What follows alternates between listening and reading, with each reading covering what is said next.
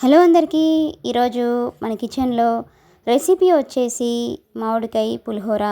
ఈ మామిడికాయ పులిహోరని చూస్తుంటేనే నోట్లో నీళ్ళు వచ్చేస్తున్నాయి కదా అండి. మరి ఈ మామిడికాయ పులిహోరని చాలా సింపుల్గా, చాలా టేస్టీగా, చిన్నపిల్లలు కూడా చాలా ఇష్టంగా తినేలాగా ఎలా ప్రిపేర్ చేసుకోవాలనేది ఇప్పుడు మన వీడియోలో చూద్దాం. ఈ మామిడికాయ పులిహోరని ఎప్పుడు ఒకేలా కాకుండా ఇలా కొత్తగా ట్రై చేసి చూడండి. చాలా అంటే చాలా టేస్టీగా ఉంటుందండి. మరి దీన్ని ఎలా చేయాలనేది లేట్ చేయకుండా మన వీడియోలోకి వెళ్ళిపోదాం. ముందుగా ఒక బౌల్లోకి 1 గ్లాస్ వరకు రైస్ని తీసుకొని దీన్ని శుభ్రంగా వాష్ చేసుకొని దీనిలోకి సాల్ట్ అలాగే కొంచెం ఆయిల్ వేసుకొని ఈ రైస్ని బాగా ఉడికించుకోండి.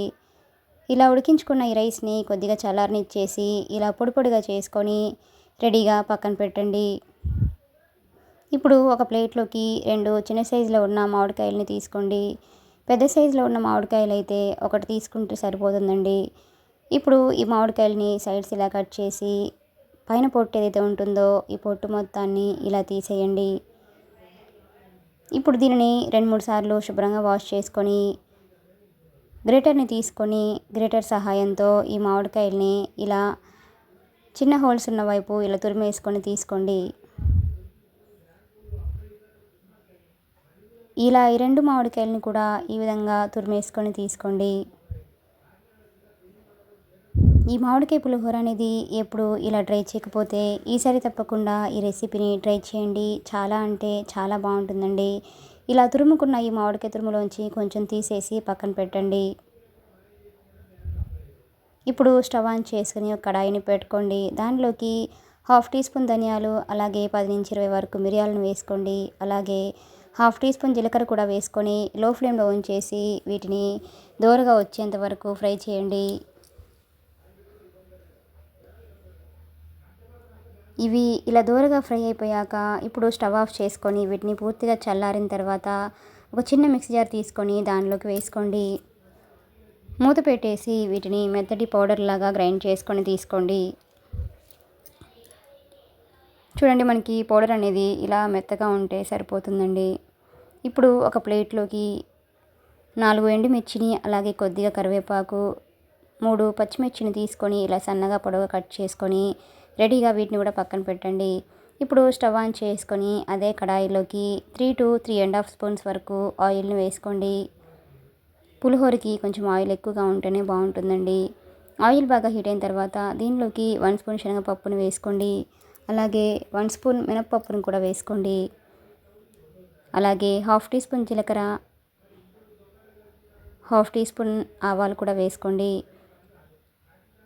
వీటిని లో ఫ్లేమ్లో ఉంచేసి దోరగా వచ్చేంత వరకు ఇలా కంటిన్యూగా కలుపుకుంటూ మనకి తాలింపు దినుసులు అనేవి మాడకుండా వీటిని బాగా ఫ్రై చేయండి. ఇప్పుడు దీనిలోకి 1 కప్ వరకు పల్లీలను కూడా వేసుకోండి. అలాగే దీనిలోకి పచ్చిమిర్చిని కూడా వేసుకోండి. అలాగే ఎండుమిర్చిని కూడా దీనిలోకి వేసుకోండి. వీటిని లో ఫ్లేమ్లో ఉంచేసి ఎండుమిర్చి అలానే పచ్చిమిర్చి ఈ పల్లీలు ఇవన్నీ కూడా దోరగా వచ్చేంత వరకు వీటిని బాగా ఫ్రై చేయండి.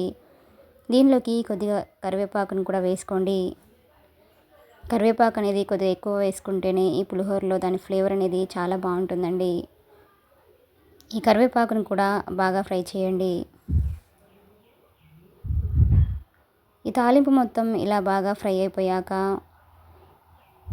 దీనిలోకి మనం ముందుగా తురిమి ఉంచుకున్న మామిడికాయ తురుమును కూడా దీనిలోకి వేసుకోండి. ఇలా తురుము మొత్తం వేసుకున్న తర్వాత ఈ మామిడికాయ తురుముని ఆయిల్లో ఇలా 2 నిమిషాల పాటు బాగా మగ్గించండి. ఇలా పచ్చివాసన పోయేంత వరకు దీన్ని బాగా మగ్గించండి. మనము ఈ మామిడికాయ పులిహోరలో ఇలా మామిడికాయని ఇలా మగ్గించేసుకొని వేసుకోవడం వల్ల మనకి మామిడికాయ పులిహోర అనేది మరింత టేస్టీగా చాలా బాగుంటుందండి. ఇప్పుడు దీనిలోకి 1/2 టీ స్పూన్ వరకు పసుపును వేసుకోండి. అలాగే మీ టేస్ట్కి తగ్గట్టుగా సాల్ట్ను కూడా వేసుకోండి. ఆల్రెడీ రైస్ ఉడికించుకునేటప్పుడు సాల్ట్ వేసుకున్నాం కాబట్టి ఇక్కడ సాల్ట్ అనేది అడ్జస్ట్ చేసుకుంటూ వేసుకోండి. అలాగే చిటికెడు ఇంగువ కూడా వేసుకొని ఇవన్నీ కలిసేటట్లు ఒకసారి ఇలా బాగా కలపండి. చూడండి, మామిడికాయ తురుము కూడా ఇలా బాగా మగ్గిపోయిన తర్వాత ఇప్పుడు స్టవ్ ఆఫ్ చేసుకొని దీన్ని పక్కన పెట్టండి. ఇప్పుడు మనం ముందుగా ఉడికించి ఉంచుకున్న రైస్లోకి ఈ మామిడికాయ తురుము, ఈ తాలింపుని వేసుకోండి. ఇప్పుడు ఇదంతా కూడా రైస్కి పట్టేలాగా ఒకసారి ఇలా బాగా కలపండి. మీకు చేత్తో వీలుగా ఉంటే చేత్తోనైనా కలపండి, లేదా స్పూన్తోనైనా కూడా దీన్ని ఇలా కలపండి. ఈ మామిడికాయ తురుము, ఈ తాలింపు అనేది ఈ రైస్కి పట్టేలాగా ఇలా ఒక 2-3 నిమిషాల పాటు దీన్ని బాగా కలపండి. ఇలా చేసి పెడితే చిన్నపిల్లలు కూడా చాలా చాలా ఇష్టంగా తింటారండి. ఇప్పుడు దీనిలోకి మనం ముందుగా తీసి ఉంచుకున్న మామిడికాయ తురుము ఏదైతే ఉంటుందో, ఈ పచ్చి మామిడికాయ తురుమును కూడా దీనిలోకి వేసుకోండి.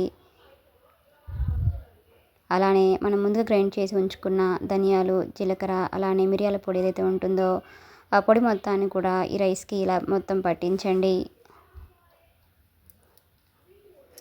ఇలా ఇవన్నీ కూడా పొడి వేసుకొని చేసుకోవడం వల్ల మనకి మామిడికాయ పులిహోర అనేది చాలా చాలా బాగుంటుందండి. ఇలా ఇదంతా కలిసేలాగా ఒకసారి ఇలా బాగా మిక్సింగ్ చేసుకొని దీనిని 10 నిమిషాలు అలా పక్కన పెట్టండి. 10 నిమిషాల తర్వాత ఫ్లేవర్స్ అనేవి రైస్కి పట్టేసి పులిహోర అనేది చాలా బాగుంటుందండి. ఇలా రెడీ అయిపోయిన ఈ పులిహోరని ఒక సర్వింగ్ ప్లేట్లోకి తీసుకొని వేడివేడిగా కానివ్వండి, చల్లారిన తర్వాత అయినా దీనిని సర్వ్ చేసుకుంటే ఆ టేస్ట్ అనేది చాలా చాలా బాగుంటుందండి. మీకు కూడా ఈ రెసిపీ కనుక నచ్చినట్లయితే ఒక లైక్ చేయండి. అలానే లైక్ చేయడం మాత్రం మర్చిపోకండి. Please subscribe my channel, like, share and comment. Thanks for watching.